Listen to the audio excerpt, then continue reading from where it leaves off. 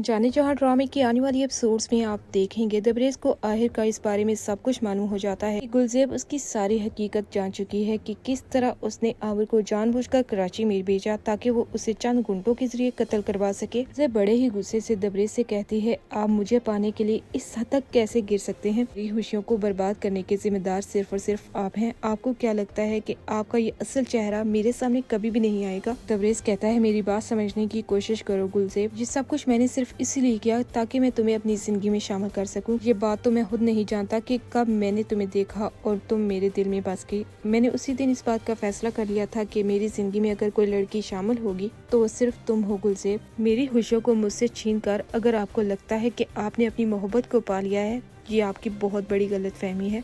मैं आपसे नफरत करती हूँ। जिस तरह आपने मेरे शोहर को कत्ल किया है, इसके बाद भी अगर आपको लगता है कि मैं आपकी जिंदगी में हमेशा के लिए रहूंगी तो ये आपकी बहुत बड़ी भूल है। मैं अपने शोहर के कातिल को जब तक सजा न दिलवा दूं मैं सुकून से नहीं बैठूंगी। ये कहने के बाद वो गुस्से से वहाँ से चली जाती है। तबरेज को समझ नहीं आती कि आखिर वो क्या करे। एक तरफ शहराम ने उसे फैक्ट्री से निकाल दिया है और दूसरी तरफ गुलजेब अब उसकी जिंदगी का हिस्सा नहीं रहना चाहती। उसकी हालत तो बिल्कुल पागलों जैसी हो जाती है। उसे समझ नहीं आती कि आखिर वो अब क्या करे।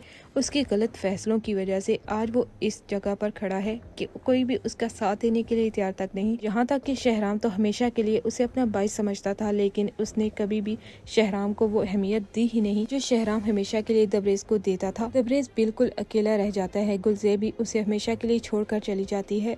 तब उसे अपनी गलतियों का एहसास होता है। वो अपने बाप मुराद शाह को बहुत ज्यादा याद करता है। उनकी बातों को याद करते हुए वो फूट फूट कर रोना शुरू कर देता है। उसे समझ नहीं आती आखिर वो किसके कंधे पर सर रखकर खूब रोए। आने वाली एपिसोड्स काफी ज्यादा इंटरेस्टिंग होने जा रही हैं।